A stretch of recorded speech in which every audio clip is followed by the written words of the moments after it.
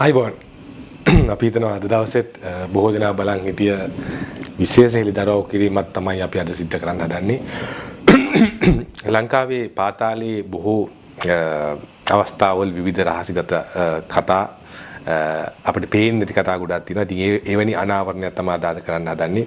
ඔබ දන්නවා පසුගිය දවසක ලංකාවේ පාතාලයේ ඊටාම දරුණු ගණයේ අපරාධ කරුවෙක් වෙච්ච සංජීව කුමාර සමරරත්න නොහොත් ගණේමුල සංජීව කොළබලුත් කඩේ අංක 5 අධිකරණ ශාලාවදී වෙඩිත බා ඝාතනය කරනවා. මේ සිදුවීම සම්බන්ධයෙන් විවිධ පාර්ශ්ව වලට චෝදනා එල්ලුණා. විවිධ කණ්ඩායම් වලට ඒක මොකද මේ කණ්ඩායම් කිහිපයක් එකතුලා ප්‍රහාරය එල්ල කරේ කියලා. අවසාන මොහොතේ මේ වෙනකොට සෙව්වන්දි හැරෙන්න අනිත් සියලු දෑම අත්අඩංගුවට අරන් තිනවා. මොකද්ද මේ අපි අද කියන්න යන සිද්ධිය? ඒ තමයි මේ ගණේමුල සංජීව ඝාතනය කිරීම සඳහා කෙහෙල්බද්දර පද්මේ ඇතුළු කොමාන්ඩර් සලින්ද ඇතුළු කණ්ඩායමට මේ වෙඩික්කරු වෙච්ච සමිඳු දිල්ෂාන් පියුමංග කන්දනාරච්චි කියන 27 තරුණයා කොමාන්ඩෝ සමාජිකයට හිටපු කොමාන්ඩෝ සෙබලට ඔහුව සම්බන්ධ කරලා දෙන්නේ මේ අපි අද කියන පුද්ගලයා. ඔහු මේ වෙනකොට බස්නාහිර උතුරු අපරාධ කොට්ටාස ඒකකින් විසින් ඒ කියන්නේ රෝහන් නෝලුගල මහතාට අයත් ඒකක විසින් අත්අඩංගුවට අරන් තිනවා. ඔහු මේනකොට රැඳවුම් නියෝග මත තියාගෙන ඉන්නවා. මෙතන තියෙන කතාව තමයි මේ පුද්ගලයා කොහොමද මොනවද කරන්නේ කියලා. 24 හැවිරිදි යොහාන් අනුස්ක ජයසිංහ නොහත් යෝයෝ නමින් කමාන්ඩෝ යෝයෝ නමින් හඳුන්වන මේ පුද්ගලයා තරුණයා ඊටාම දරුණු ලෙස මත්ද්‍රව්‍ය වලට ඇබ්බැහි වෙච්ච පුද්ගලයෙක්. ඒ වගේම ඔහු ඊටාම දරුණු ගණේ අපරාධ රැසකට යම් ආකාරයක සැලසුම් සහගත ලෙස උදව් කරපු කෙනෙක්. අපි ඉස්සල්ලාම මොහුගේ කතාව ගත්තාම මොහු කමාන්ඩෝ සලින්දගේ මිත්‍රෙක් නිසා එතකොට මොහොත් කමාන්ඩෝ රෙජිමේන්තුවේ හිටිය නිසා ගණේමුල සංජීව ඝාතනය කිරීම සඳහා වන අර ලයිස්තුගත වෙඩික්කරුවන් ලයිස්තුවට ඔය සමිඳු දිල්ෂාන් පියුමරංග කන්දනාරච්චි කියන මේ තරුණයව සම්බන්ධ කරනවා. එතකොට ඒකේ තෝරා ගැනීම කනුව තමයි මේ සමිඳුව සිලෙක්ට් වෙන්නේ. ඒ අනුව තමයි ඔහුට ඝාතනය කිරීම සඳහා ඔය සෙව්වන්දිත් එක්ක සම්බන්ධ වෙලා මේ සිදුවීම සිද්ධ වෙන්නේ. එතකොට මේ කමාන්ඩර් යෝයෝ කියන තරුණයා සහ එතකොට සමිඳු ඔය වෙඩිත බිමල සම්බන්ධ වෙඩික්කරුවේ සමිඳු දෙදෙනාම අයිස් මත්ද්‍රව්‍යයට ඇබ්බැහි වෙච්ච පුද්ගලයෝ දෙන්නේ. එතකොට කෙහෙල්බද්දර පද්මේගේ සහෝදරයෙක් වෙච්ච කෙනෙක් තමයි නෑදෑ සහෝදරෙක් හරි මට හරියට මේක කන්ෆර්ම් නෑ. ඔහු තමයි සල්ලි සියලු දේවල් පහසුකම් මේ සියලු දේවල් සපයන්නේ.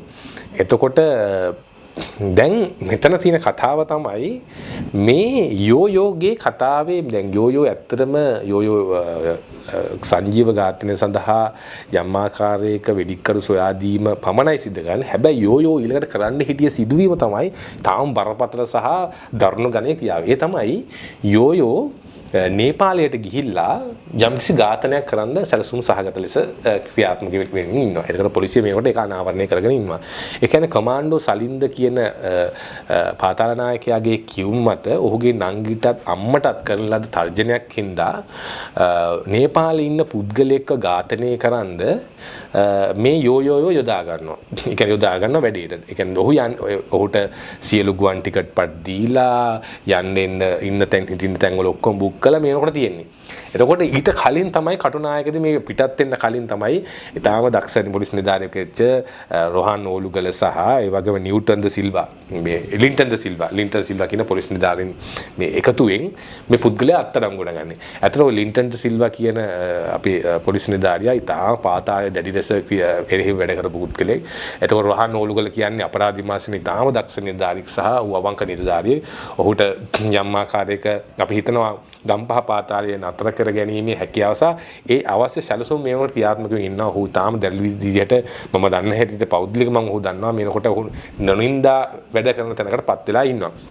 ඉතින් කොහොම වුණත් දැන් මේ යෝයෝ නේපාලයේ බලා යන්න සූදානම් වෙලා හැංගිලා ඉන්නකොට තමයි දැන් කරන්දිනී ඉන්න යෝයෝ ගම කරන්දිනී එතකොට ඔහු ඇවිල්ලා මේ ගමන යන්න බලන් ඉන්නකොට තමයි මේ ඔත්තුකරුක් මාගෙන් ලැබුණ තොරතුරක් අනුව මේ යෝයෝ අත්අඩංගුවට ගන්න. හැබැයි යෝයෝ එතන මිස් වුණා නම් යෝයෝ අනිවාර්යෙන් නේපාලට ගිහිල්ලා එම ඝාතනය සිද්ධ කරන්න තමයි සැලසුම් සාගත වෙලා හිටියේ. ඉතින් කොහොම හරි මේ අත්අඩංගුවට ගැනීම හරහා යෝයෝ මේනකොට වැඳුම් බාරේ ඉන්නවා. හැබැයි යෝයෝ කියන පුද්ගලයා මේ වෙනකොට කිසිම හෙළිදරව්වක් කරන්න ඉතාම පැකිලි වෙමින් ඉන්නවා. ඔහු කියන දේ තමයි නේපාල සිද්ධිය සහ ඔය සංජීවට සංජීව ඝාතනයේ සමිඳු සම්බන්ධ කරපු සිද්ධිය පමණයි කියන්නේ. එතකොට ඔහු කුඩු කමාන්ඩෝ සලින්දගේ මිත්‍රකම කියනවා. ඉතින් මේ අය කොමාන්ඩෝ ජාතිය. හැබැයි මේ මොහු දැඩි ලෙස මද්ද්‍රව්‍ය වලට ඇබ්බැහි වෙච්ච පුද්ගලයෙක් වුණාට අපි හොයලා බැලුවන් පස්සේ පොලිසියෙන් සඳහන් කරන දේ තමයි මේ වෙනකොට දැන් සාමාන්‍ය අපි දන්නවා යම්කිසි අපරාධ කරුවෙක්ට මද්ද්‍රව්‍ය නැතුව බෑ. හැබැයි මේ අපරාධකරු කොච්චර දැඩි සහ කියන්නේ ශක්තිමත්ද කියනවා නම් ඔහු මේකට මද්ද්‍රව්‍යයේ තියෙන සික්කේ කැඩිලා ඔහු දැන් ඊටාම පැහැදිලි ලෙස පොලිසියට මුහුණ දෙමින් ඉන්නවා. ඉතින් මේ කාරණේ ඇතුළතදී ඔහු අත්අඩංගුවට ගත්තා. එතකොට ඊට කලින් කමාන්ඩෝ සලින්ද ප්‍රේමවන්තියට අරස් කරනවා. එයත් රාත්‍රි සමාජ ශාලාවක වැඩ කරන කාන්තාවක්. කමාන්ඩෝ සලින්දගේ ඉල්ලීම් මත උදව්ව මත මැලේසියාවේ ගිහිලා දවස් කීපයක් ගත කළා ආපු කෙනෙක්. එතකොට ඇය වෙනුවෙන් මේනකොට නීතිඥ සහාය ලබා දෙන්න විශාල මුදල් ප්‍රමාණයක් වියදම් කරනවා. ඉතින් ඔක තමයි ලංකාවේ පාතාලේ තත්ත්වේ. තැන් වල වෙඩි තැබීම් සිද්ධ වෙනවා වගේම ඒ වෙඩි තැබීම් වලට අදාළ පුද්ගලයා අහු වෙනවා වගේම එයාට ඊටාම ආරක්ෂිත නීති සහාය ලැබෙනවා. නීති සහාය ලැබෙන්න ඕනේ. ඒක තමයි සැකකරුවට තියෙන අයිතිය. කොහොම වුණත් මේ පාතාලේ මර්ධනය කිරීම ඇතුළේ ඊටාම දැඩි අර්බුදකාරී ප්‍රශ්න රැසකට පොලිසියට මුහුණ දෙන්න වෙලා තිනවා. මොකද හේතුව මේ පාතාලයේ කුඩා දරුවෝ වගේ නෙමේ ඊටාම කපටිසහගත මිනිස්සු. ඒ නිසා වුන්ව මේ මර්ධනය කිරීම වුන්ව මේකෙන් අත්අඩංගුවට අරන් උන්ගෙන් තොරතුරු ලබාගෙන ඊටාම දැඩි පරිශ්‍රම දරන්න වෙනවා. දැන් යෝයෝගේ අතේ දීලා මයික්‍රෝ පිස්තල් එක පන්නල පැත්තේ කාණුවක තියලා හොයා ගන්නවා.